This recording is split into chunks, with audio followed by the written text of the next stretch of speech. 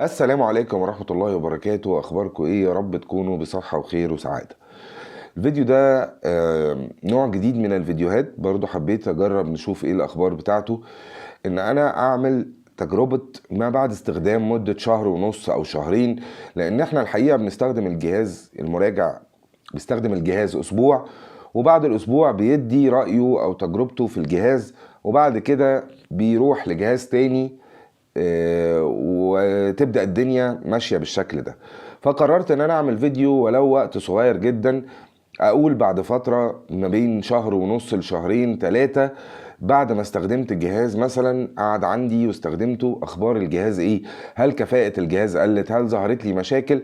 فمش هتكلم عن الجهاز في كل حاجة، هتكلم عن المشاكل وهل الاداء بتاع الجهاز بعد شهر ونص او شهرين هو نفس الاداء اللي شفته في اول يوم ولا لا.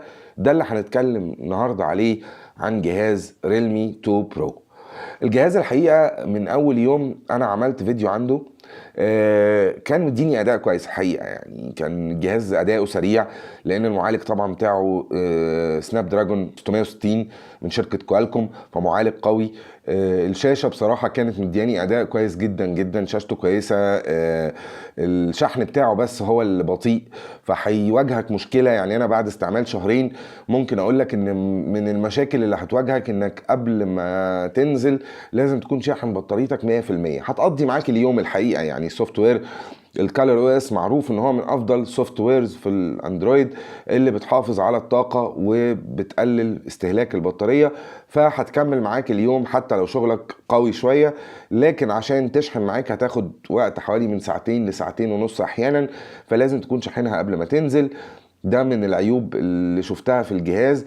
عيب تاني واجهته في الجهاز، انا مركب له سكرينة على الوش وعلى الظهر.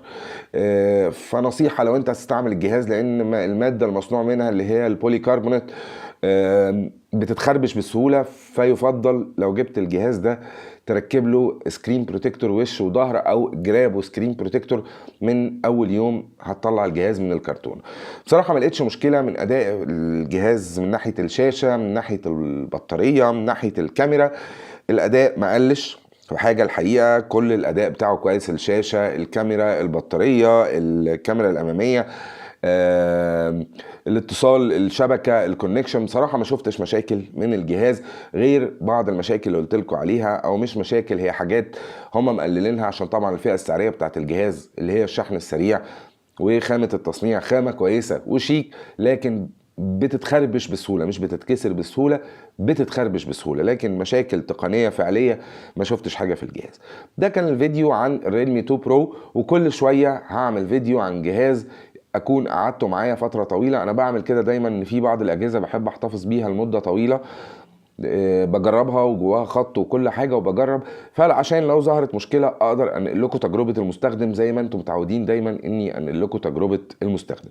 بالنسبه لسعر الجهاز في الوقت الحالي، اللي هو 3800 جنيه تقريبا، 3790 للنسخه ال 464 و 4990 للنسخه ال 8128.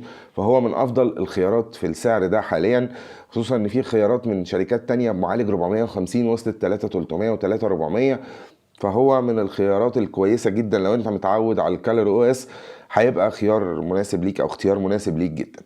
بشكركم، يا رب ما كنتش طولت عليكم، وارجوكم تدعموني باللايك والشير والسبسكرايب، وما تنساش تفعل زرار الجرس عشان يوصلك مني فيديوهات اول باول. واشوفكم في فيديوهات جايه ان شاء الله. وكان معاكم محمد النواوي.